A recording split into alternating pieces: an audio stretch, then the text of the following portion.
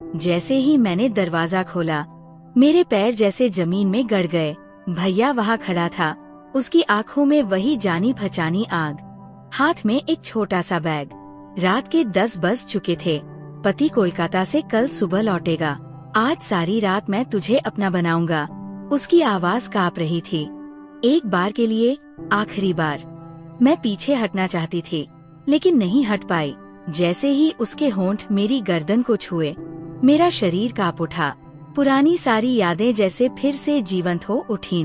वही 8 साल की उम्र की लड़की, जिसने भैया के स्पर्श से पहली बार अपने शरीर को जाना था। मैंने फुसफुसाकर कहा, लेकिन मेरी आवाज मुझे मेरी अपनी नहीं लगी। मेरा नाम रिया है, उम्र 32 साल। 4 साल पहले अमित से मेरी शादी हुई। सब कहते हैं कि हमारा सुखी संसार है, लेकिन कोई नहीं जानता कि मैंने ये शादी क्यों की थी। कोई नहीं जानता उस अंधेरे अतीत को, जिससे भागकर मैं दूसरे शहर में बची थी। मैं एक प्राइवेट कंपनी में काम करती हूँ। Human resource. लोगों से बात करना, उनकी समस्याएं सुनना मुझे अच्छा लगता है। शायद इसलिए कि मैं खुद जानती हूँ, जब कोई अपनी बात कहने के लिए किसी को न पाए तो कैसा लगता है। अमित बहुत अच्छा इंसान है, मुझ पर जरा भी शक नहीं करता, आंख बंद करके भरोसा करता है। शायद इसलिए मैंने उससे शादी की थी। उसके सामने मुझे सुरक्षित महसूस होता था। लेकिन सुरक्षा और प्यार, क्या ये दोनों एक ही चीज है? हमारा छोटा सा फ्लैट दुर्गापुर शहर के एक शांत इलाके में है। सुबह उठती हूँ, चाय बनाती हूँ, अमित का टिफिन पैक करती हूँ, शाम को लौटकर खाना बनाती हूँ, रात को टीवी देखते हैं। दिन ऐसे ही गुजर रहे थे, एक रस लेकिन सुरक्षित। लेकिन मन के भीतर एक भूख थी, एक प्यास, जो अमित के प्यार से नहीं मिटती थी, जो उसके नरम स्पर्श, उसके सभ्य चुंबनों से नहीं मिटती थी। मैं जानती थी इस भूख का नाम क्या है, लेकिन मानना नहीं चाहती थी। उस दिन गुरुवार था। ऑफिस से घर 7 बजे लौटी, बैग सोफे पर रखकर फ्रिज से पानी पी रही थी। तभी फोन बजा। रिया। उस आवाज को सुनते ही मेरा हाथ कांप उठा।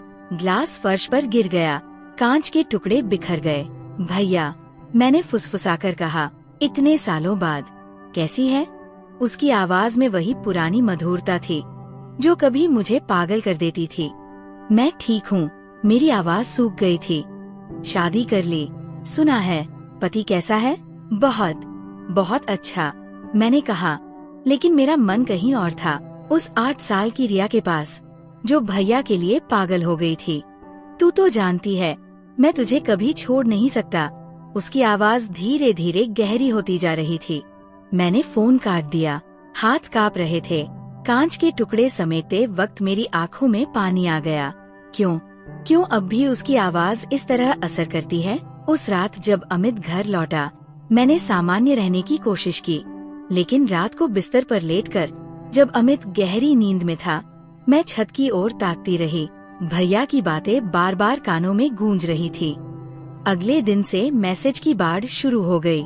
दिन में कम से कम 10 बार, रात में और ज्यादा। तू जानती है मैं तेरे लिए कैसा था। तुझ पर चेहरा रखने की बात याद है? उस बरसात की रात, छत पर। आज भी तेरे बारे में सोचकर रात को नींद नहीं आती। मैं मैसेज पढ़ती, फिर डिलीट कर देती, लेकिन डिलीट करने से मन से वो मिटते नहीं थे। हर शब्द, हर वाक्य जैसे मेरे शरीर में आग लगा देता। एक दिन ऑफिस में बैठी थी, तभी भैया का एक ईमेल आया। सब्जेक्ट लाइन में बस लिखा था, तेरे लिए। ईमेल खोला तो हमारी पुरानी तस्वीर थी। 8 साल की उम्र की रिया भैया की गोद में बैठकर हंस रही थी। मुझे वो दिन याद आ गया।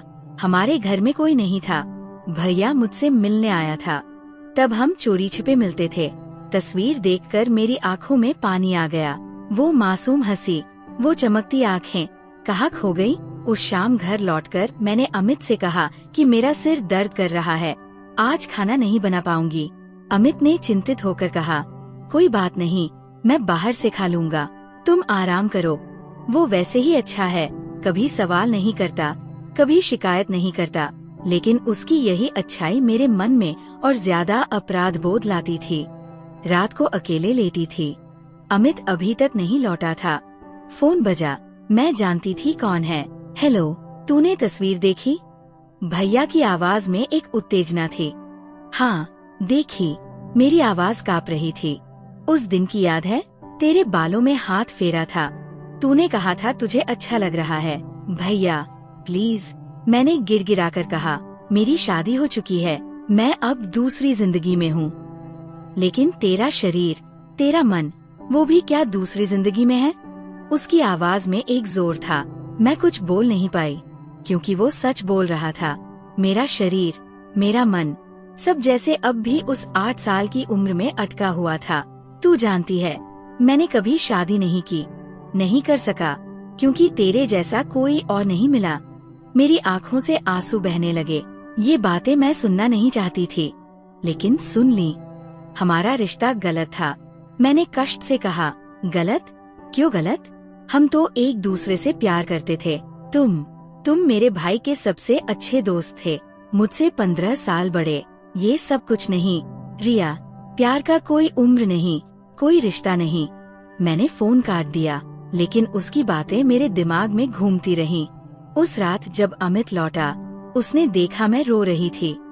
क्या हुआ रिया, तुम इतनी उदास क्यों हो?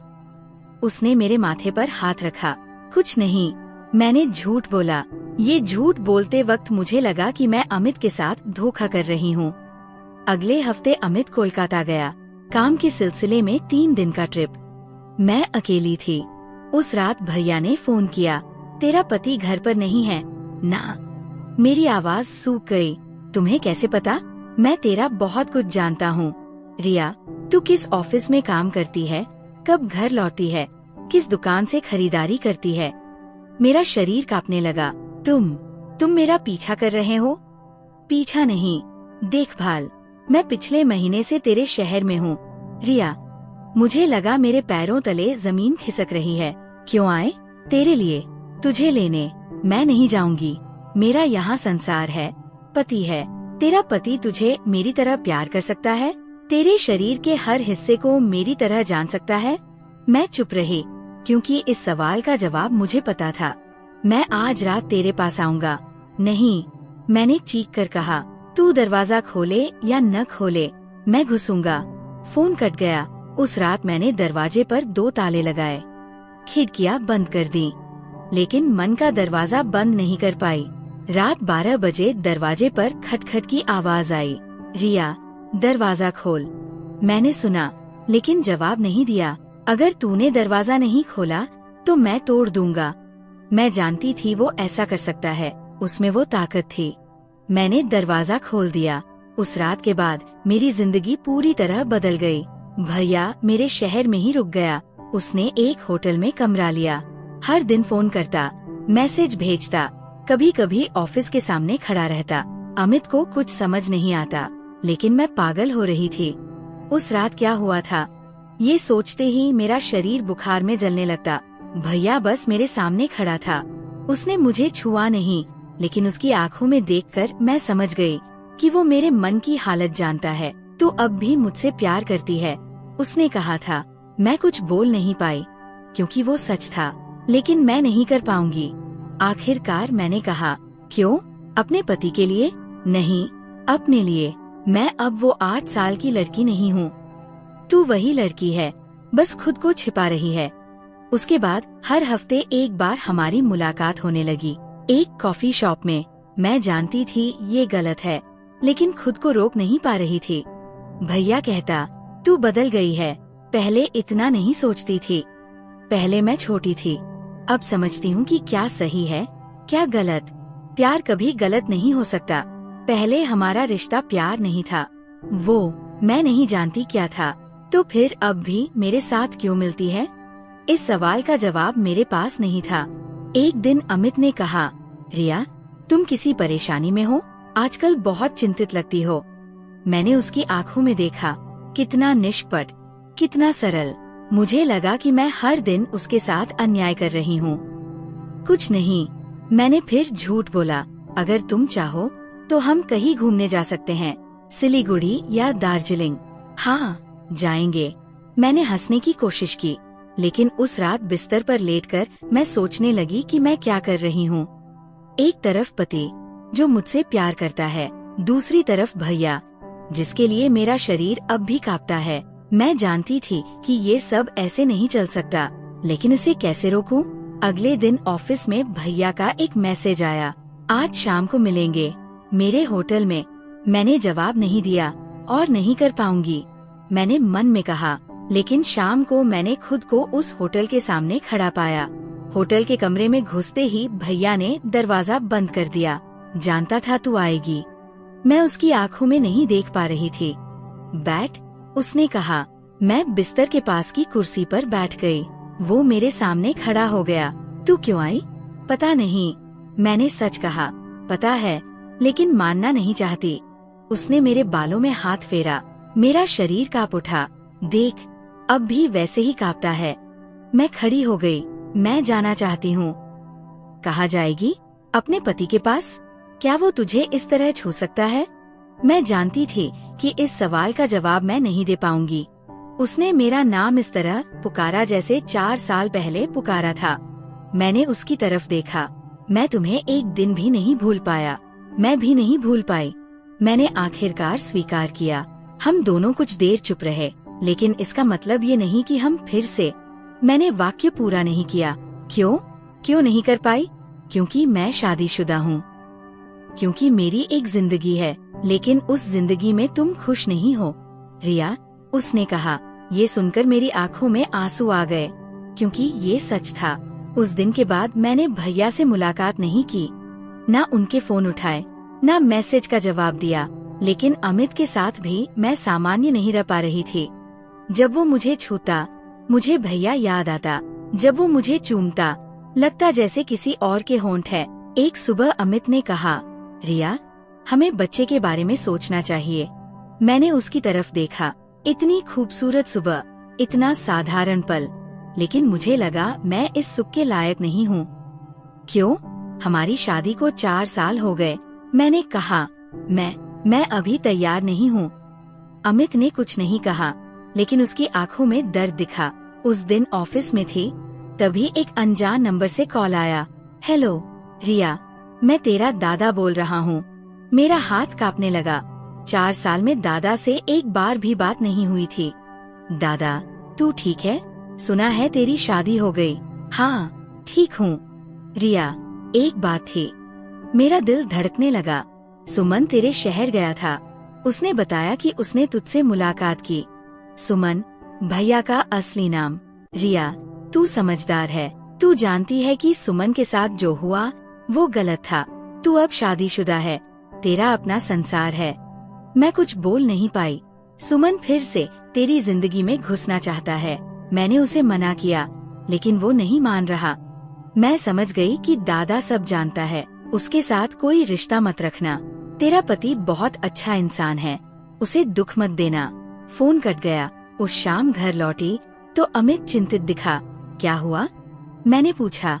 आज ऑफिस में कोई आया था, तुम्हारे बारे में पूछ रहा था। मेरा खून ठंडा पड़ गया। कैसा आदमी? बुजुर्ग, लंबा। कह रहा था तुम्हारा पारिवारिक दोस्त है। तुम्हारा घर का पता मांगा। मैंने नहीं दिया। कहा, पहले तुमसे पूछना होगा। मैं समझ गई। भैया ने सारी हदें पार कर दी। उस रात भैया का फोन आया। तुम मुझे क्यों टाल रही है? तुम मेरे पति के ऑफिस क्यों गए? मैं गुस्से से कांप रही थी। तेरे साथ बात करने का और कोई रास्ता नहीं था। मैंने कहा था, मैं तुमसे कोई रिश्ता नहीं रखना चाहती, लेकिन तू नहीं कर सकती। उस दिन होटल में तेरी आंखें देखी थी। तू अब भी मुझे चाहती है। मैंने फोन काट दिया, लेकिन वो सच बोल रहा था। मैं नहीं कर पा रही थी। और फिर वो रात आई। अमित कोलकाता में था, मैं अकेली थी। दरवाजे पर खटखटाहट हुई। मैं जानती थी कौन है। इस बार भागने का रास्ता नहीं था। दरवाजा खोला। भैया अंदर घुस आए। उनकी आंखों में वही आग थी, हाथ में एक छोटा बैग। आज पूरी रात तुझे मेरा बना कर रखूंगा, एक बार के लिए, आखिरी बार। मैं हटी नहीं, लेकिन जैसे ही उनके होंठ मेरी गर्दन पर लगे, मेरा शरीर कांप उठा। 4 साल पहले का वो एहसास लौट आया। तू जानती है, तू मुझसे भाग नहीं सकती, उसने फुसफुसाया। मैंने उसके सीने पर हाथ रखकर धक्का देने की कोशिश की, लेकिन मेरे हाथ जैसे जम गए। मैं नहीं कर सकती, मैंने रोते हुए कहा। क्यों नहीं कर सकती? तू तो मुझसे प्यार करती है। हाँ, प्यार करती हूँ, लेकिन ये गलत है। क्या गलत? हमारा प्यार या तेरी ये शादी? मैं जवाब नहीं दे पाई। उसने मेरा चेहरा अपने हाथों में लिया। रिया, एक बार, बस एक बार, फिर मैं तेरी जिंदगी से चला जाऊंगा। मैंने उसकी आंखों में देखा, उनमें 4 साल का दर्द, 4 साल की तड़प दिखी। तू सचमुच चला जाएगा? मैंने पूछा। हाँ, मैं जानती थी ये मेरी जिंदगी की सबसे बड़ी गलती होगी, लेकिन मैं और नहीं से पा रही थी। मेरा शरीर, मेरा मन, सब जैसे उसके लिए रो रहा था। मैंने उसके सीने में मुंह छिपा लिया। अगले दिन सुबह नींद टूटी, सूरज की रोशनी, बिस्तर पर मैं अकेली थी। भैया जा चुका था। मैं उठकर बैठ गई। सब कुछ साफ याद है। मैंने क्या किया? टेबल पर एक चिट्ठी थी। रिया, जैसा तू चाहती थी, मैं जा रहा हूँ। फिर कभी तेरी जिंदगी में नहीं लौटूंगा, लेकिन ये जान ले, इस जिंदगी में तुझसे ज्यादा किसी को इस तरह प्यार नहीं कर पाऊंगा। तेरा पति बहुत अच्छा इंसान है, उसे खुश रखना। सुमन। मैंने चिट्ठी फाड़ दी। फिर बाथरूम गई। आईने में खुद को देखा, गर्दन और कंधे पर कुछ निशान। मैं जानती थी ये कुछ दिनों में मिट जाएंगे, लेकिन मन के निशान? मैं शॉवर के नीचे खड़ी होकर रोने लगी। शाम को अमित लौटा। 3 दिन कैसे कटे? उसने पूछा। अच्छे, मैंने झूठ बोला। उसने मुझे गले लगाया। मैंने तुम्हें बहुत मिस किया। मैं उसकी आंखों में नहीं देख पाई। उस रात बिस्तर पर लेटे हुए अमित ने कहा, रिया, तुम कुछ अननीसी लग रही हो। कुछ नहीं, मैंने फिर झूठ बोला। तुम चाहो तो डॉक्टर को दिखा सकते हैं। नहीं, जरूरत नहीं। अमित ने मेरे माथे पर चूम कर कहा, मैं तुमसे बहुत प्यार करता हूँ। ये सुनकर लगा जैसे मेरे सीने में चाकू घुस गया। 2 हफ्ते बाद मुझे पता चला मैं गर्भवती हूँ। डॉक्टर ने कहा लगभग 3 हफ्ते का होगा। मैंने हिसाब लगाया। 3 हफ्ते पहले वो रात घर लौटकर बाथरूम में जाकर उल्टी कर दी। सिर्फ शारीरिक कारण से नहीं, मानसिक कारण से भी। ये बच्चा किसका है, अमित का या भैया का? मुझे नहीं पता था, और यही मेरी जिंदगी की सबसे बड़ी सजा थी। शाम को अमित ने मुझे रोते देखा। क्या हुआ रिया? मैं गर्भवती हूँ, मैंने मुश्किल से कहा। अमित के चेहरे पर जो खुशी की हंसी उभरी, उसे देखकर मुझे लगा मैं दुनिया की सबसे खराब इंसान हूँ। सचमुच हम माता पिता बनने वाले हैं। उसने मुझे गले लगाया। मैं कुछ बोल नहीं पाई, बस रोती रही। इतना क्यों रो रही हो? ये तो खुशी की बात है। मुझे डर लग रहा है। मैंने सच बोला। किस बात का डर? मैं तो हूँ। हाँ, वो है, लेकिन उसे नहीं पता कि ये बच्चा शायद उसका नहीं है। अब मेरा बच्चा 6 महीने का है, एक बेटा। अमित उसके लिए पागल है। रात जागकर उसकी देखभाल करता है, खिलाता है, सुलाता है। लेकिन मैं हर दिन उसके चेहरे को देखती हूँ, ये ढूंढने की कोशिश करती हूँ कि वो किसके जैसा है। कभी लगता है अमित जैसा, कभी लगता है किसी और जैसा। आज रात अमित ने कहा, हम इसका नाम क्या रखेंगे? मैंने सोचा है अर्नव, जो तुम्हें अच्छा लगे। मैंने कहा, तुम खुश नहीं हो रिया? माँ बनकर भी तुम्हें खुशी नहीं मिल रही? मैंने उसकी तरफ देखा। इतना सादा, इतना अच्छा इंसान, और मैं खुश हूँ। मैंने झूठ बोला, लेकिन सच ये है कि मैं हर दिन मर रही हूँ। हर दिन सोचती हूँ कि इस बच्चे का असली बाप कौन है, और इससे भी डरावनी बात ये कि मुझे अब तक नहीं पता कि मैं भैया को भूल पाई हूँ या नहीं। पिछले हफ्ते एक अनजान नंबर से मैसेज आया, बच्चा कैसा है? मुझे पता है ये भैया का मैसेज था। मैंने जवाब नहीं दिया। आज रात बच्चे को गोद में लिए बैठी हूँ। अमित सो गया है। बच्चा मेरी तरफ देखकर हंस रहा है। मैं उसकी आंखों में देखकर सोच रही हूँ, तू किसका बच्चा है? और मैं इस सवाल का जवाब कैसे ढूंढूं? अचानक फोन बजा। रात के 2 बजे। मैंने देखा, वही अनजान नंबर। मेरा हाथ कांप रहा है।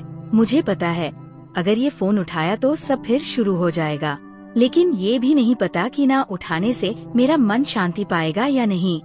बच्चा अब भी मेरी तरफ देखकर हंस रहा है, जैसे उसे पता हो कि उसकी माँ किस दुविधा में है। फोन की रिंग बजती जा रही है। मुझे नहीं पता मैं क्या करूँ।